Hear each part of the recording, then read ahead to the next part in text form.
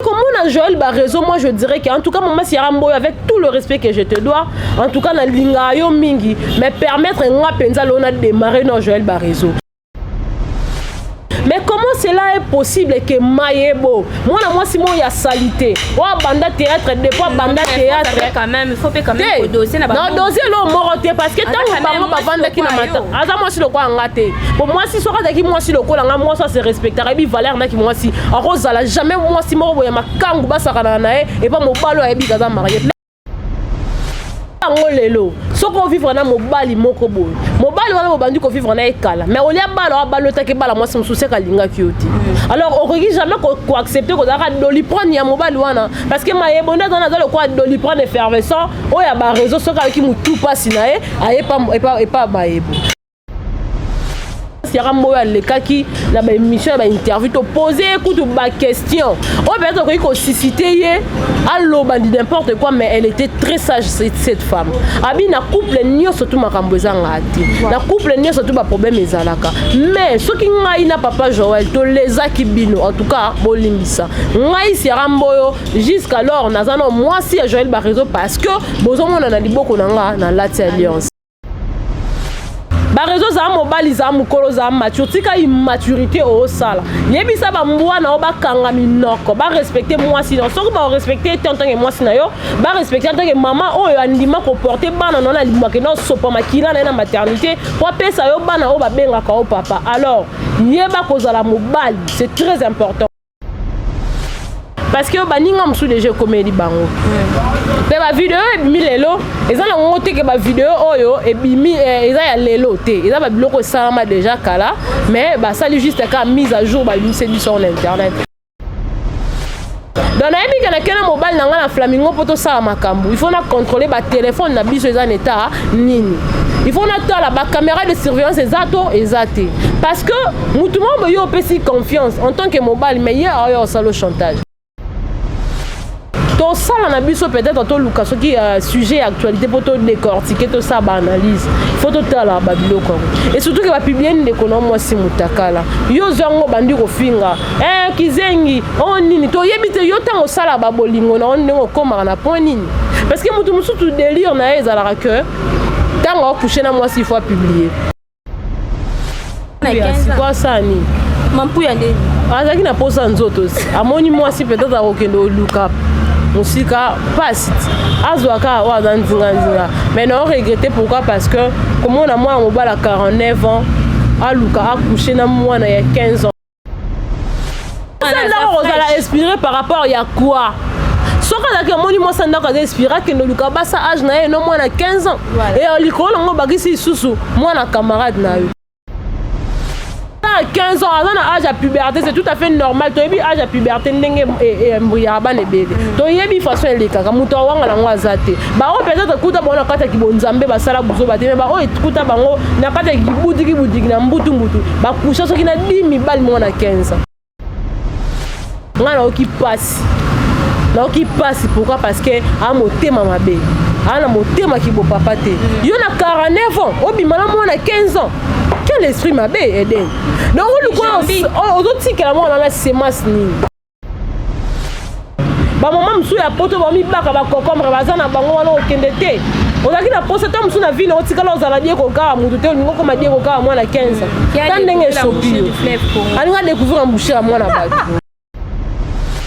Bana na bino ba 15 ans, moi na moi na kenda classe mais à ça la clique mo beloko. Excuse de quoi ya bana Saint-Georges. Bana ya mikie mais ayebi ne ande babalusa mutu na sima po sala e makam. Ayekola ki ngo wapi na ba film pornographique o batala na ba téléphone.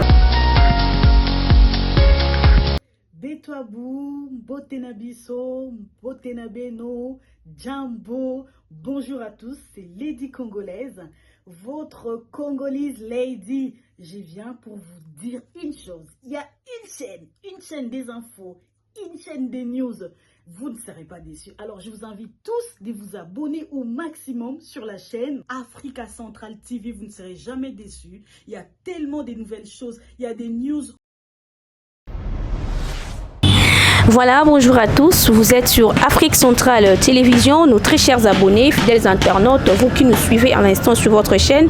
Afrique Centrale, na cadre de l'émission Nabino Masolo avec Naomi Yabama. Naomi Yabalelo va remplacer et pas Eden Ngali, autrement dit Palace, la cadette de la presse congolaise Mutatika Bayuma Bazozona défaut. Quand on est au actualité obligée à temps réel, aujourd'hui je suis avec Naomi Yaba Mkolo Masolo. Tomeka un peu ko betali solo ya ba actualité ne sozo les cananet ou les canakati à toile précisément to le bela makambo ya ba sexta pour ils continuer toujours ko démérer to kanisa écouter sili mais ils continuer toujours ko bima to le bela pe likambu ya Siaramboyo maman prophétesse na biso to moni pa ya kina ba coup direct ya ina mobile na e to meka un peu ko décortiquer ngo to ko taper mo ba chroniqueur so ba lukara fuma be kirimo bo mais le to comprendre to monde ti 10 parents de commune en Kozonga na Kanabango, to mekampe ko solongo avec mon invité d'aujourd'hui Naomi Yaba. Morel Sosa même moral nanga fungoli nanga déjà plateau ko tselanga invité nangai. Bon mon a déjà na Afrique centrale mais lelo za comme invité ayeba vraiment ko parce que era lo avec détermination de rester toujours branché scotché sur Afrique centrale télévision pour ne pas rater nos actualités.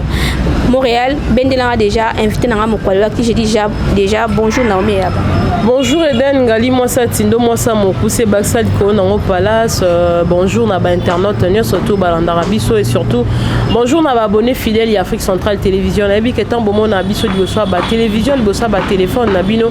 bo sepela quand tout quand appelle la sepela koza na bino comme l'a annoncé Eden awa tout à l'heure le bonga ils a cédé parce que mambo ba ezali donc voilà pourquoi j'ai vraiment voulu céder mon bonga aujourd'hui et avant peut-être Eden azomaloba je vais profiter pour nous saluer batonnier surtout balinganga nabi ke bolinganga bozayebele pe ba o balinganga te ambote na bino parce que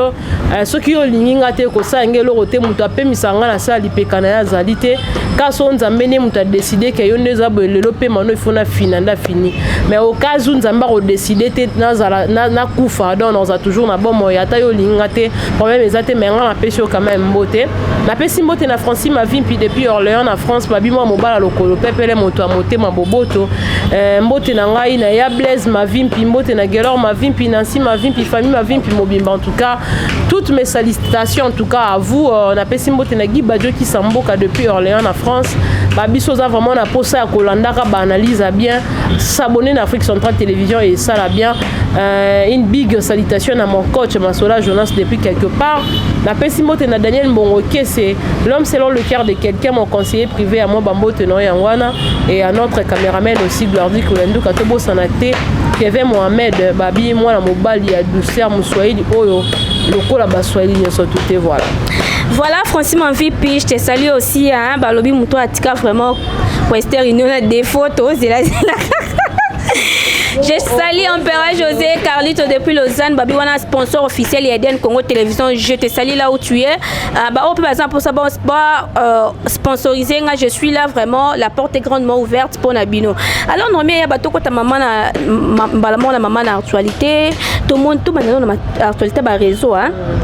Tout le monde qui est quitté Mati, bah réseau et na moi sinae Saramboyo. Et ça, on a tout ça, et bah que maman Saramboyo quoi aux Andes, femme légitime, bah réseau. Mais na moi loko e bima ki moi bo salité parce que ça bo salité e bima ki to komona que maman Saramboyo aza moi ça ba réseau. Et les loro pendant tout ce temps on a to analyser ki biloko wana bima ki ba vidéo wana makambo ya ki bombanda. Te komona que maman Sera se retrouva ki na matanga ya beau père na ye papa ba réseau a uté kotika biso illustre disparu et ko kendene na matanga e ko rencontrer bato to ko benga ba rival tout même on a cadre qui rivalité parce que zaki deux choses we bima ki entre maman Sera na Maebo. Na kata matanga to moni maman Sera Mboya zaki vraiment à l'aise, elle était menacée avec des insultes vulgaires, azaki un peu vraiment bien té na assiette na e. Pourquoi bataka bon est-ce que nous soane uté kara pas mobile ne ba réseau ou bien ba réseau zaki au courant ou bien ça ba monnaie des singes bazo zo nselai. Merci beaucoup Eden Ngali pour Nalikambo. D'abord, en tout cas, et ça la passe dans mon thème parce qu'il s'agissait là d'un mariage aux acquis légal. ba réseau abalaki mama Ciara Mboyo na mbongo penza ndenge bapeselaka mwasi nyonso tout. C'est vrai que mibali batondaka te, mais il faut tant déjà s'engager au bali mwasi moko tie na ndako, peu importe peut-être ba comportement na ye, il faut koyeba ko respecter mwasi na ya ndako. Okoki kozwa ba makangu nda yeba mwasi ndako, mais mwasi ndako akoyeba makangu na ote. Pourquoi? Parce que il faut respecter mwasi na yo. Pour notre à titre illustratif na monaka mwana mobali moko azaka vivre azaka na mwasi na penza marié. Marié bisaka makangu na ya lobe moni ndongo zana. Ato mona ki ngai na nzela na musika na mwasi na nga na oya changer nzela. Pour soko changer nzela te tonga na okuta no yebo za na problème. Effectivement dara juste cas par erreur mobile bana mwasi ne ba otambola izaka na yolo. Mwana mwasi wana ya makangu ya garçon wana comme par hasard ba croiser nzela moko. Alors que mobali déjà instruisa ki abisoko moninga na mwasi na nga il faut changer nzela, alors par mégarde ba kutanaki. Tant mobali aki kozonga mwana mwasi sala réaction lo moroté loroté, mais mobali asilike ka par le simple fait que mwana mwasi wana monaki ye na mwasi na légitime. Et na retour na eto ba kutana mwasi beta makangu sévèrement le quoi beta mwasi na nda. Pourquoi? Parce que on doit payer sa mwasi na valeur. Alors il faut qu'on reconnaître à sa juste valeur. Maman Ciara Mboyo a sa femme légitime ya ba réseau. Alors aujourd'hui moi je réalise que la Bible au lieu de place bas comme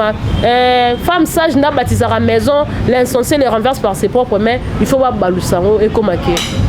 mobali ya sagesse ndé a garder un couple na mais l'insensé a renversé un peu dans ma boucle. Parce que comme on a Joël ba réseau, moi je dirais qu'en tout cas maman Ciara Mboyo avec tout le respect que je te dois, en tout cas na linga yo mingi, mais permettre nga penza lona démarrer dans Joël ba réseau. Parce que comme on a mayebo na premièrement na taille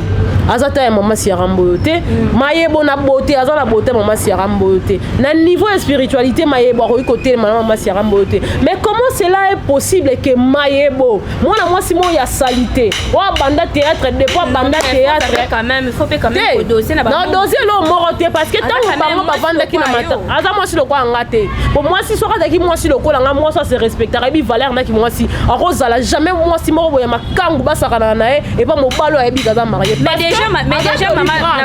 déjà maman Ciara Mboyo a qui déjà okuta que maibazaki na moi relation moko na Aden nie bango lelo soko vivre na mobali moko boy mobali wana mobandi ko vivre na ekala mais olia balo take bala moi some souci kalinga kioti. Alors on regarde jamais ko accepter ko dara doliprendre ya mobali wana parce que maibonda dans le quoi doliprendre effervescent o ya ba réseau soka ki mutu pasi na e pas maebo parce que c'est normal te ya Eden obi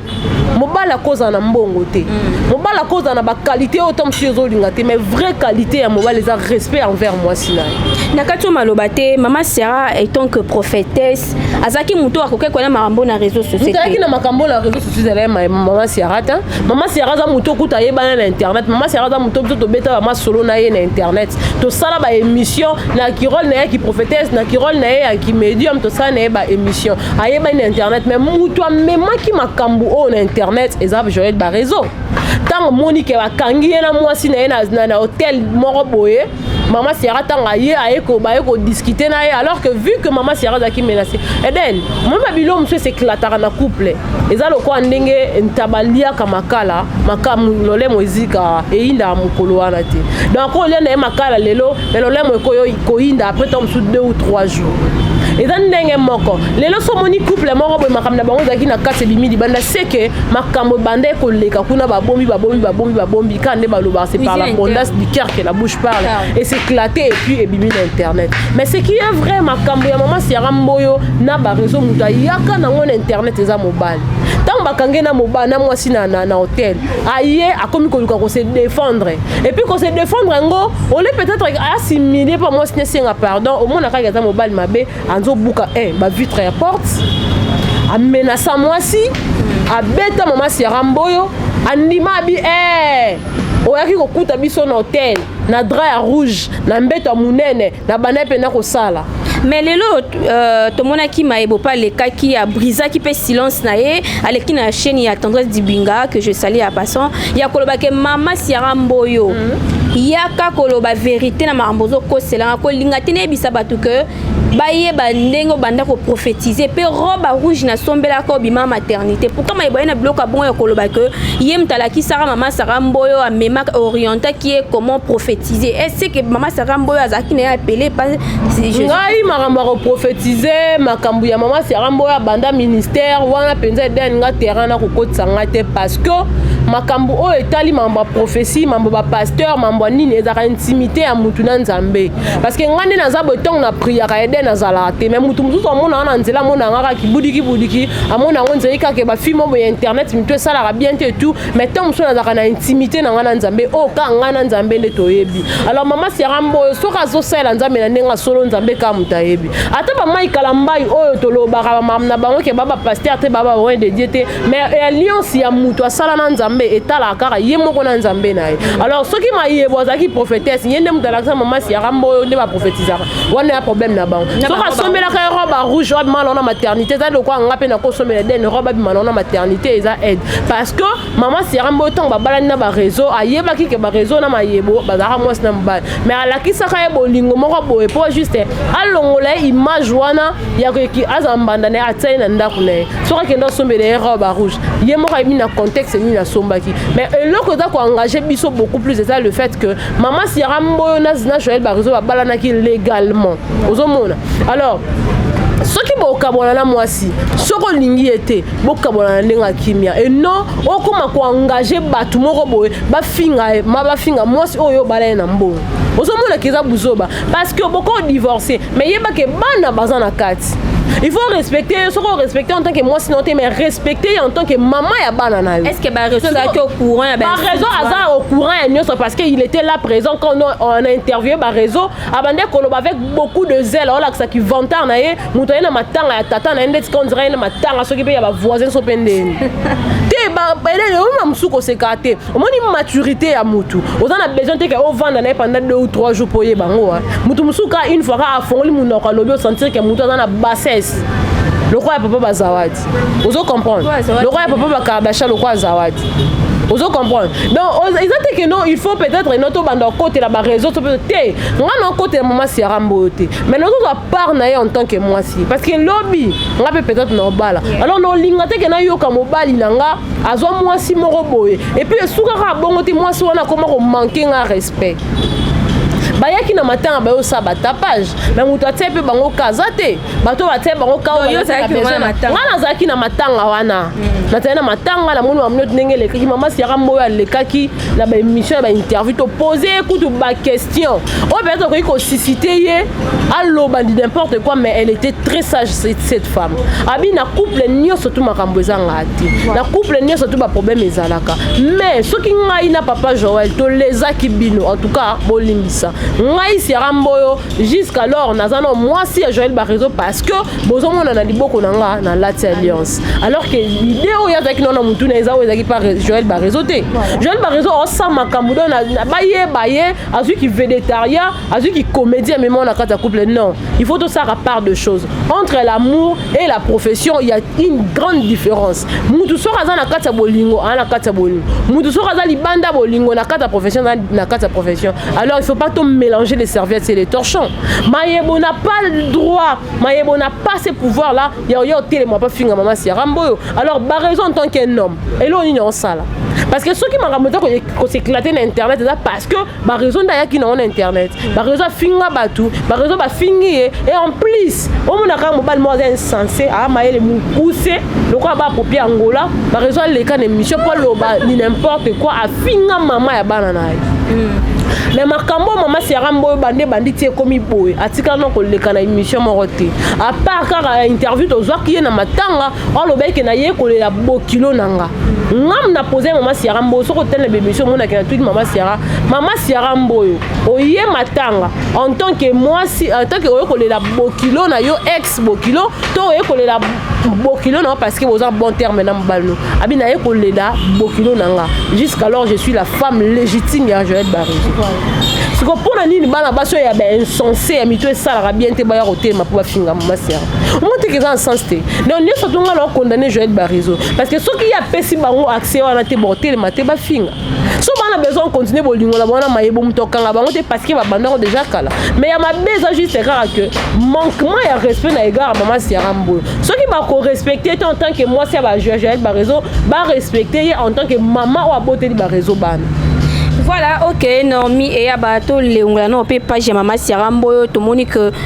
au côté on peut n'appeler moi trop de cortiquant, on peut recadrer, oh. Ça la passe. Eden, et ça parce que mon biso, tu vas dans ma famille, oh, tozo mona, ma problème, ma balle, n'engue zoleka, oh, t'as la peine que maman mon boiseau là. Poni mobali na kende libanda olela parce que eza na mobali na ye asundola ye na bana toyebi pasi wana ndenge sala mais erreur bato babosana na vie boye bango bato baza lié par le lien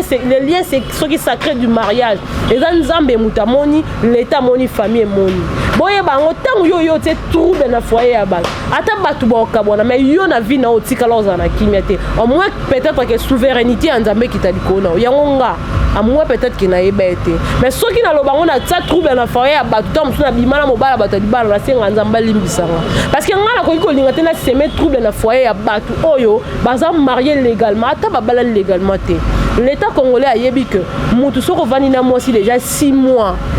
ato bala été à moi si na ceux qui font kabwana pour ça la séparation de biens l'état congolais est bien du coup na place sur un régime matrimonial oyo ba repesa bino et ça communauté de biens parce que besoin qui temps vivre ensemble. Voilà, non mais avant de continuer deuxième sujet na biso conseil européen ça na ba réseau. Ba réseau za mobile za mukolo za maturité ka immaturité au sala. Yebi sa ba mbwana o ba kanga minoko ba respecter moi sinon so ba respecter tant que moi sinon yo ba respecter tant que maman o andima ko porter bana non na limwa ke no sopa makila na maternité pour pesa yo bana o ba benga ka o papa. Alors, yeba ko za la mobile, c'est très important parce que o ça les a qui bo moi si. Oh ya na bazel na balolendo net quand on dirait le yo za violer ti yo ba réseau o viola moi na o yo viola o bino ba même ti na prison makalo lingo wanga ti le za na bon mais ina assuré yo to zong sa dossier à moi no yo sundola o ba nga prison o ba nga prison parce que dans ma solo prison ni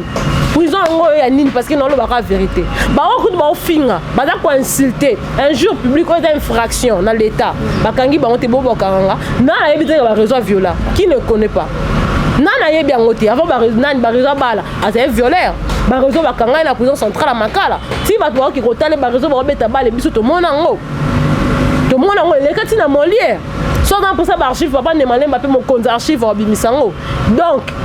zwa vina au sérieux zala responsable ya ba propos na yo et puis zala wana pona ko éduquer ba mwana ba mayebo ko pola zala wana pona ko luka ko éduquer bango et puis ngana ka mo ba nsusu eden ngana ko jamais ko diembela mobali moko bo na ebika zala bala na e bonga na bala mkoni c'est ngana na posa di bala te pour otika ko bala o mo ba réseau so ka zakina bolinga ba ya bemba yebo mbela bala mama serata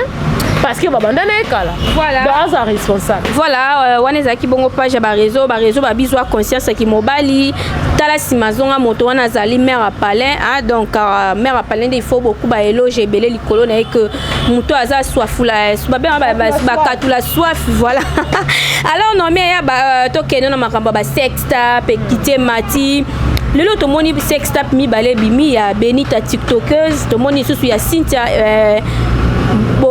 bofonge pe bimi o azaki proposition ya chaîne Angelica abanda ko sala be émission na chaîne Angelica sextap ne pe lo ebimi mais baza bande ko na biso basi comment on a chaque fois ba sextap bongo zo bima et puis bande ko na biso misusu bazo protéger bango te bazo ko sala bango be émission na en mobimbo o moi ke muto sala émission bimisa azo dégrager en na kati na yenyoso pourquoi pe ba fille ana balingara ko s'exposer erozo bima na mobali ozo ko linga mobala filmer yo est-ce que mon bal wana bande ko filmer est-ce que ko bala à l'avenir Attends que tu mobile en baloto en baloté, moi je trouve ça insensé que bozo coucher na mobile il beau filmer parce que bozo coucher binomi balé. Soit au moins peut-être que on a rapport au tel va filmer porno. Soit mindele tana téléphone tala. Mais yo na pour ça moi na ndengo sala comme sala na on a met tout au mobile no sala dans sens té. Attends que tu mobile en za na poto. A sengo ndeti ya Cynthia. Na moni o yembe la so mobile no la ipoche soki nini. Mobile bazui wapi. Et après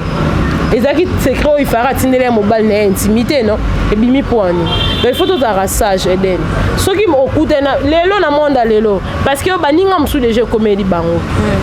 pe ba vidéo e bimi lelo ezala ngote ke ba vidéo oyo e bimi eza ya lelo te eza ba biloko salama déjà kala mais ba sali juste ka mise à jour ba bimi c'est sur internet mais il faut bato oyo balanda ka bazwa conscience Eden mobile oui na koza na vivana mobile na ngai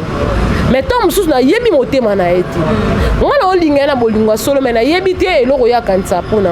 alors il faut prudence ezala confiance ekoki que exclure prudence te confiance ekoki que exclure contrôle te ozo comprendre donc na yebi kana kena mobile na ngala flamingo poto sala makambu il faut na contrôler ba téléphone na biso eza état nini il faut na tala ba caméra de surveillance ezate parce que mutu mo yo pesi confiance en tant que mobile mais hier ayo salo chantage parce que ndeti yande ko na biso benita muta publier ex mobile na et puis la vidéo na ezele non mais na sola ki na ebe ayebisinga que muta publier qui est une fille Jenny azape TikTokeuse mais azoki ba vidéo wana wapi parce que daki ba vidéo ezaki na téléphone ya mobile ya ex mobile na ba version maman peut mebele parce que selon on a joué que ye ex mobile na ye wana nde abande ko sala soka acharnement soki nde nini ayebisaki ke na ko asbando ça les chantage ayebisaki ke na ko publier il faut pesa ngambongo alors Benita a signalé quand même na mobile il y a libala que non il y a quelqu'un qui a ça la chantage pour la publier la vidéo parce que ancienne vidéo na oui et ça vidéo ya kala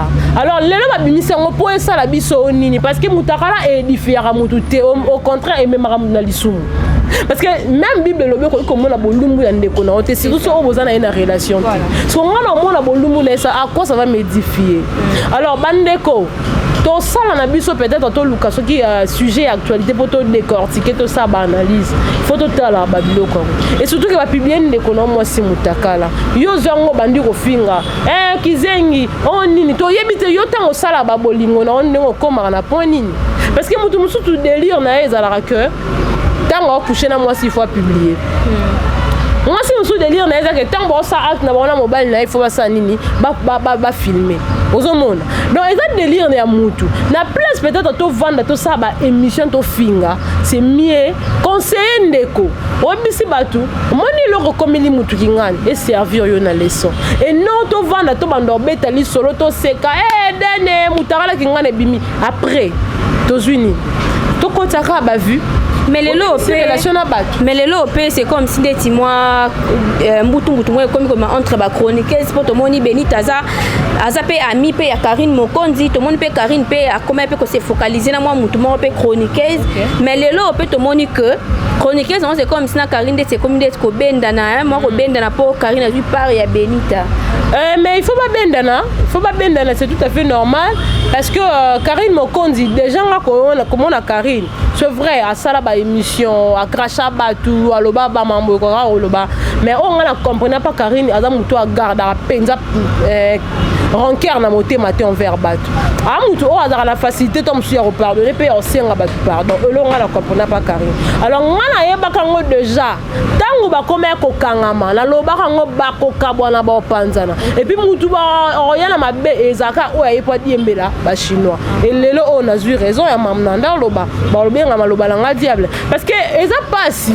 Karine on luka a défendre ndeko na e oyo azaba bazeba ami eden par rapport il y a ancienneté il y a durée amitié à Karine Mokonzi na o ba yeko yebala na na sikoyo Karine Mokonzi o protéger kaka muto ba banda na ekala wana eza clair ata yo ndino tozana oboy camarade na ngamo oboy na zuka na balabala o aluki peut-être ata eden musap na lisunga na osepela te du coup il faut na telemele donc soka moni peut-être que a Rolanda ngaite il faut ça mamna du coup il faut to kabwana parce que ngana yebi ba moment na passa na eden tam su muto na oya po diembela ngaka pozo makambo mais mais ngana oluka na protéger eden auto banana ekala to polana ba mbula to liana ba malewa to liana ba dendo to kendana to kimana ba mbangu na ba matanga morobo ba ina biso po to carrément ensemble donc protéger mutana te non protéger pourquoi parce que na oyeba ndenge ni amitié na biso ça mais on a habitué à profiteur toi à profiteuse du coup non lukana kabwana faut na faire comprendre que oza mutu nanga so moni ki osepelatique ngana zana aza libre bakabwani parce que ngana yebaki yango ekozala bongo yaki koluka makambu na sima ya Karine loko adazi makambu asima nzela kende mais eloko passe ezanga na omona kake dossier ya batu sujet ya batu donc sora bandi ko betela ngo batu abandongo ba épisode 3 mais oyeba te que oza mutu na sa moy o lelo peut-être ekoleli mutu mususu mais baloba libanga 18 ya kundeke koseka te parce que bino tu bozaka rabatu ya bascour boza ba oiseau onenge zuye tom se kozwa yo pe alors il faut pas to sepela na malheur à baninga so ba publier mutu mutara to emora mi publier asali nini au marketing mutara na epo ya yo zani yo pe bimisa biso mutara na banduta to mona comme ça so total so ça la émission toté mais kasi bato minene mingi bazana na banduta obimisa biso mutara na banduta o la sibiso ngo to ça elongo so to ça elongo pe publicité to ça la te omona ke omona ka bato mo baluka ka matière bisika matière ezate donc ba publier ndeko na moi si mutakala o sepela non pourquoi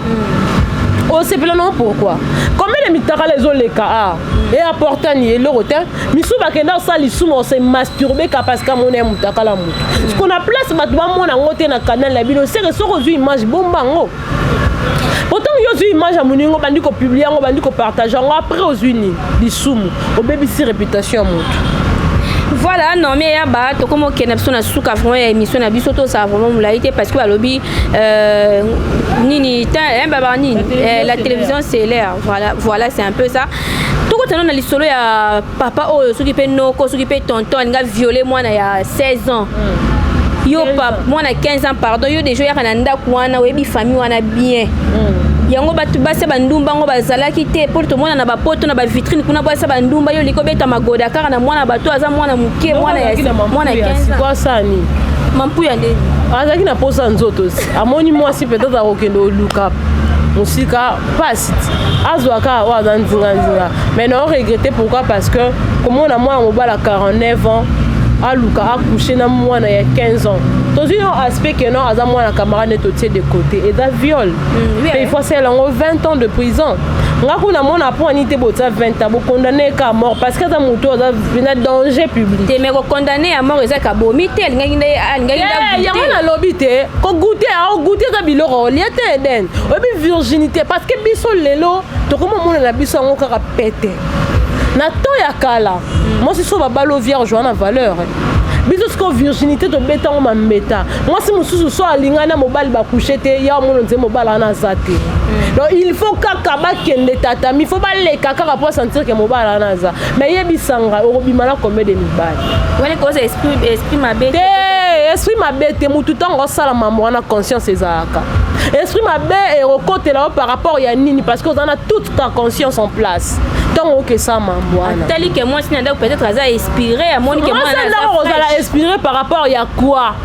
soka la que moni moi sanda ka inspiré que no luka basa âge na no moi na 15 ans et likolo ngo bagisi susu moi na camarade na yo il faut ça monter à mabe parce que tant yo sala eloko wana na moi na muninga raisonner te que yo koza ouais na ba capote na poste na poche otamoli pena ba boti na yo bi na kepe na match à football na terrain asmala donc bi venal lelo tout est côté te kiama nzambe pa lo la te banda ba ibambe tout mambo komelie en tout cas ça soni basi baze belé basi batonde belé mais yo linga ozora mwana leki na yo alors c'est peut-être batumsu ba bike mwana ye moko akomaki ko abane ko séduire abane ko tenter papa wana mais en tant que papa intelligent oyebisa camarade na yo que tala bana ndenge c'est que tolo ba ke mwana déjà comment na ba posa nzoto mais mwana dans 15 ans dans âge à puberté c'est tout à fait normal to yebi âge à puberté ndenge embryara bana bébé to yebi façon eleka muto wanga na ngwazate ba o peut-être kuta bona kata kibonzambe basala buzo bateme ba o ekuta bango na kata kibudiki na mbutu ba kusha soki na 10 mibali mwana 15 lelo o mwana 10 ans na mobile so combien plus forte raison mwana 15 ba vitesse au moins mwana 10 ans en plus mwana zo kola na poto otala ye boto mosusu ngamu nasoki na ba 20 quelque na otelema te na maman na 12 ans na maman na 10 ans mais ye aza sikoyo na nzoto moko boye donc nzambe apesa ye bénédiction nzoto ene siko papa pamoni kaka etenga biloko olia yango nga naoki pasi pourquoi parce que a motema mabe ana motema kibo papa te yo na 49 ans obima na mwana 15 ans quel esprit mabe eden donc ozotikela mwana na semence nini mpe soko violaki ye obi traumatise olinga kotika mwana nana te aza nani na 49 ans danger te ye chocolat te nayebi nanga te so etaka chocolat so mpe ni yo moto oyebi nga ayebi yango te nga nayebi te soki ekoma mpe chocolat soki nzulukaka so mpe nini nga nayebi te na mai nyonso tu mai mais mabe eza juste kaka nini aza mwana amokie 49 ans anene ogène mais aza na basi oyo bakoki na ye ya age na ye ye fo olinga basi ya ba 30 révolu même 20 ans eya mpe moke parce que quart d'âge eza molai non l'amour n'a pas d'âge même l'amour n'a pas d'âge l'amour n'a pas d'âge te eden otomona bana ba 25 ans babala batata ba 5 problème eza te wana eza mamu na bango mais na ndenge pene ya logique des choses par rapport ya écart pene fo ezala pe ya mingi te kando lobi mais sikoyo kozwa mwana ya 15 ans na papa ya 19 ans ya pas match donc babiloko bo bato baza bato moko boye aza penza utile te na société akomi danger public il faut kotia ye na mosika parce que eza na lamu te siko soki mwana na bamonte kikute eninga eza ndeni donc baninga bosutuka da mwana beba mwana bomone mwana 15 ans me na kati colonel major bokatele basali ozomonaka eza pasi mwana mobali ya 49 okoluka baya ya 30 ans te bamama mosusu ya poto bamibaka bakokombre baza na bango wana okende te ozalaki na posa ta mosusu na vino otikala ozala die kokaka mutu te olingi okoma die kokaka mwana 15 ta ndenge esopi yo alingi adécouvrir mbouchere ya mwana bato eza en sens te il faut kozala na motema mawa omoni ntango toninga tosala eloko moya koninga opose acte osala motu mo mabe il faut zonga ko biso ezayenga so basalaki yo na mwana nga so basala yango pasi nini aningai na yo ozomona ne par la conscience no esalaki osala mabe te mais ntango yo ozwi motu otie na nsima ya mokongo obandi osala makambo likonsi eyebi so osala se oza motu normal te en tout cas epesa yanga pasi kobeta oyo babetaki ye wana nga nayokaka pasi so baobeta nga sikoyo nayokaka pasi so baobeta motu mais yaye nayokelaki ye mawa te pourquoi parce que alingaka pose acte moko ya mabe mais baparent bobatela mpe bana na bino malamu parce que bana na bino botikela batelefone na baandroid batala bafilme pornographique na batelefone parce que nga nayebi mwana moko ya mobali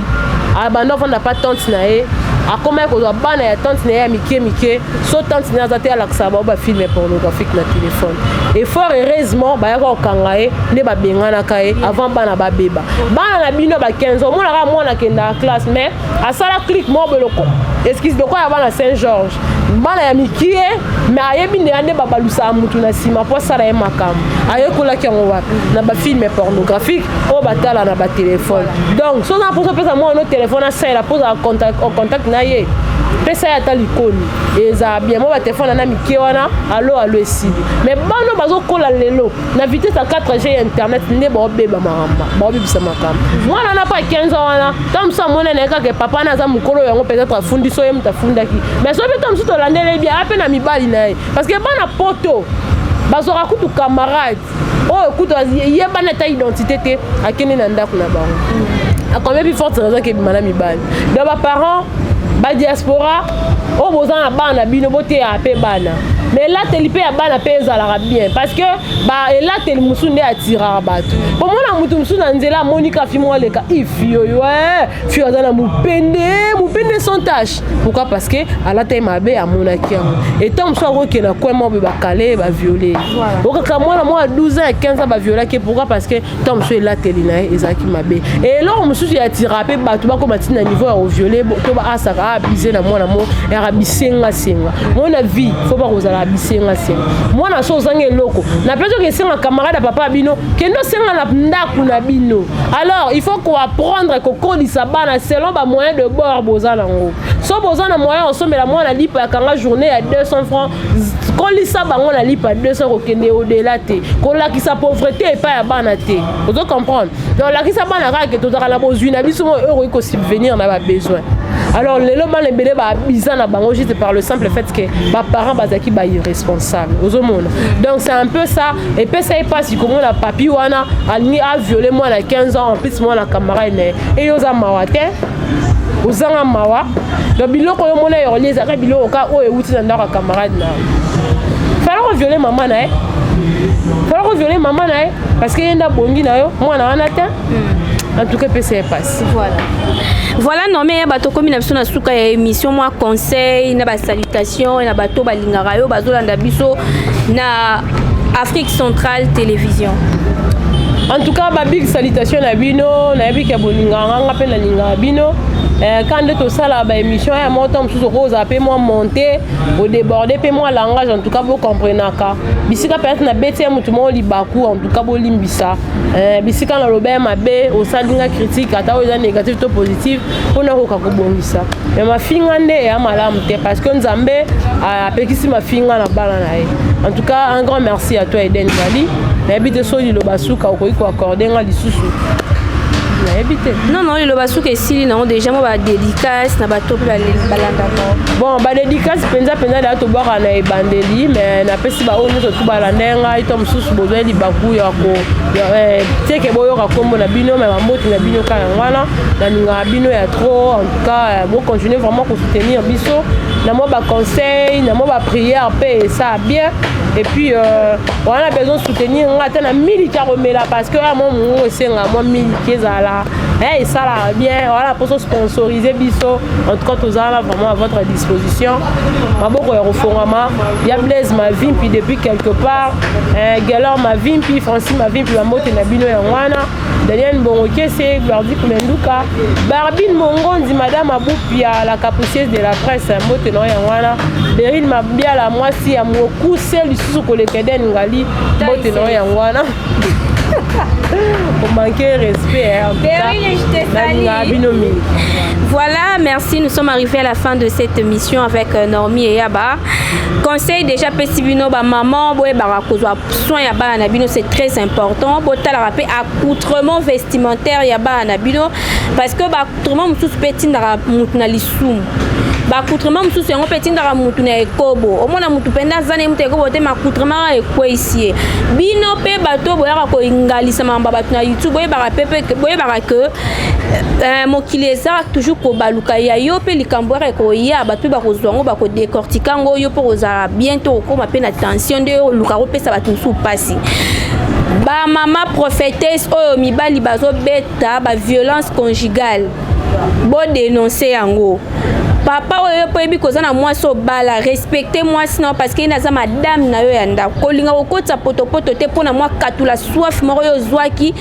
abana ko satisfaire on ba besoin na yo ozaki nango dans le besoin ondimi ko finga to ko critiquer ko manquer moi sinon respect moi so bimiseli mbongo eza vraiment dignité na miso nzamba tanzamba ya likolo